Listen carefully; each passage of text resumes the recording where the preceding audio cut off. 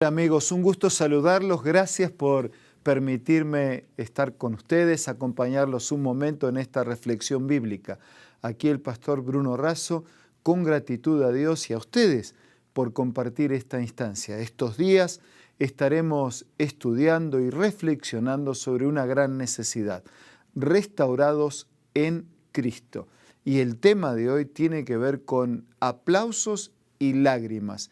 Está basado en una historia que está registrada en San Lucas capítulo 19 y quería, antes de abrir la Biblia y leer juntos, poder orar. Padre nuestro que estás en los cielos, al abrir tu palabra pedimos que abras nuestra mente y nuestro corazón para recibirla y aplicarla en nuestra vida. Oramos, agradecemos en el nombre de Jesús. Amén. En San Lucas, el capítulo 19, versículos 28 en adelante, se nos cuenta de la entrada triunfal de Jesús en Jerusalén. Bueno, eso de triunfal parecía ser una entrada triunfal. En realidad, mucha gente en los días de Jesús estaba esperando su intervención poderosa para terminar con el imperio y establecer un nuevo reino. Y pareció ser una entrada triunfal, pero no fue la entrada que muchos esperaban. Nosotros podemos percibir en esta entrada de Jesús en Jerusalén un momento de aplausos, de algarabía, de alegría, de fiesta, pero por el otro lado también vamos a percibir un momento de lágrimas. Esta historia parece nuestra vida, pocas veces aplausos y muchas veces lágrimas. Leo del mensaje de Dios.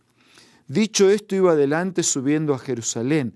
Se acercó a Betfagé, a Betania, al monte que se llama de los Olivos, y envió a 2 de sus discípulos para que buscaran un asno, un burro, un pollino.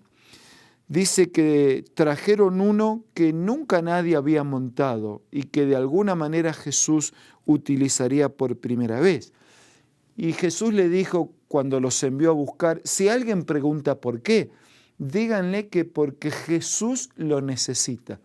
Parece una frase extraña, pero al mismo tiempo es una frase bien significativa. Jesús necesitando de algo.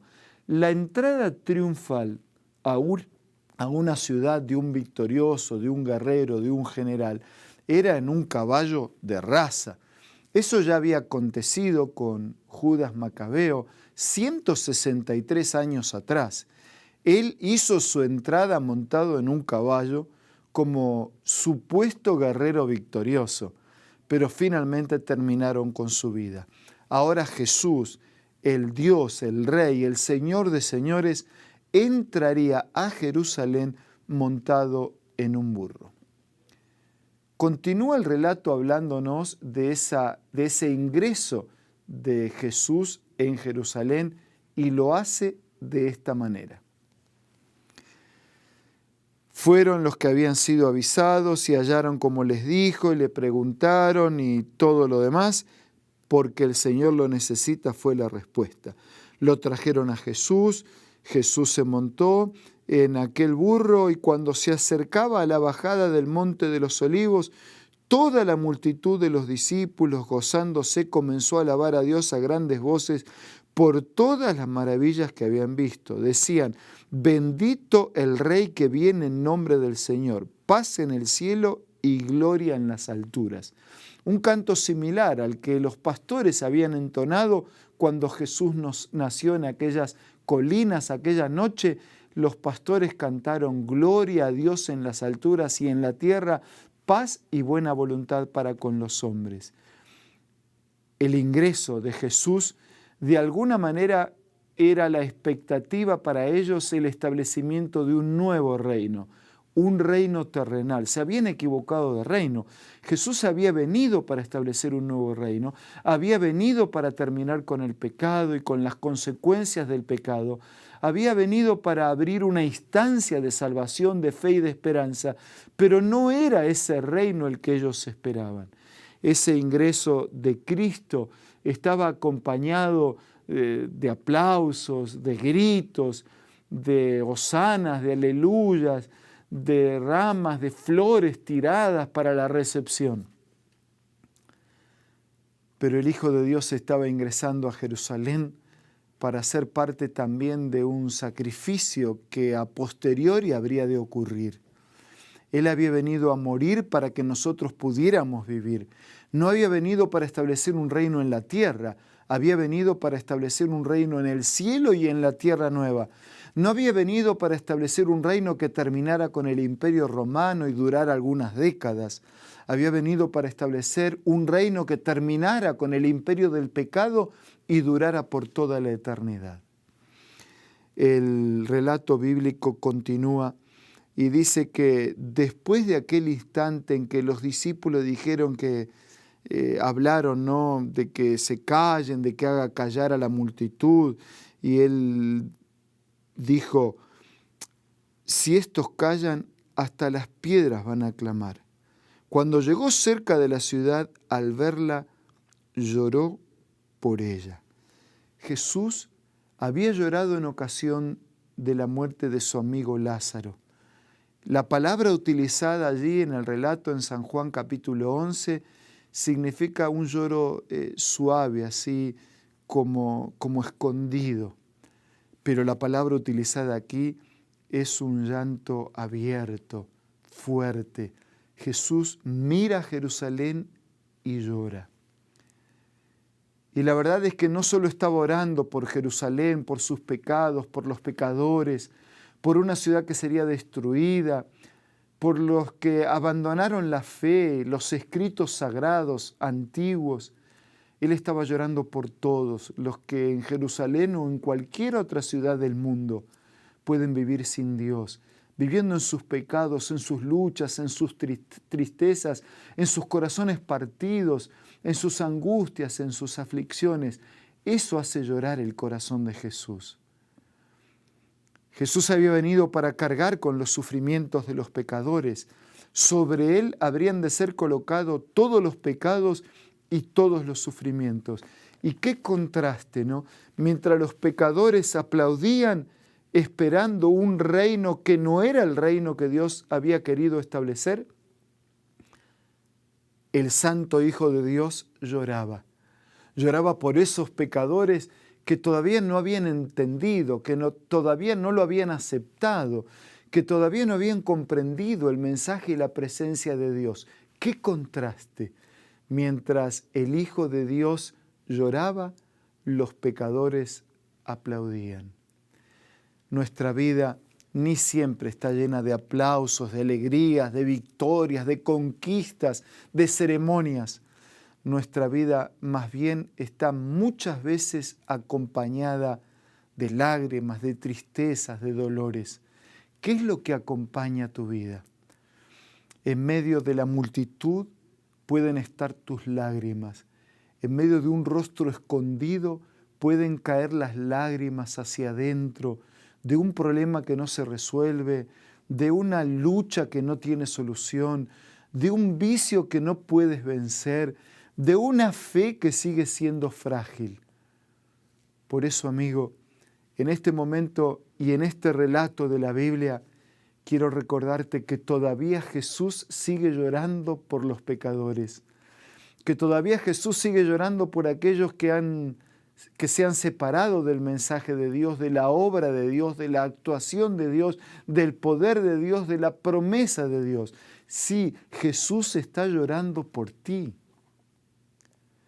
¿Pensaste alguna vez que nadie lloraba por ti? ¿Que nadie se preocupaba? ¿Que tus cosas no le importan a nadie y menos a Dios? El relato de la Biblia dice que Dios se importa, que Dios le interesa, que Dios está pensando en ti. El relato de la Biblia nos muestra su amor que los mares no pueden apagar, que las muchas aguas no pueden ahogar. Ese es el amor de Dios. Es el amor de Dios que llevó a decirle a los discípulos: me buscan un burrito, y si les preguntan por qué, digan que yo lo necesito.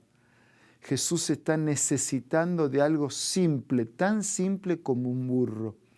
El Señor puede cuidar de todo el universo y al mismo tiempo atenderte como si fuese lo único que tuviera que atender.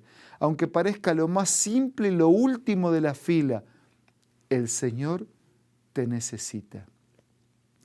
En los días en que el Titanic se hundió en su viaje inaugural, en medio de las fiestas, de las victorias, de los cantos, de la música, cuando las lágrimas, el llanto, el terror y la desesperación afectó a todos, un matrimonio, el matrimonio Strauss, hacía parte de aquel viaje inaugural.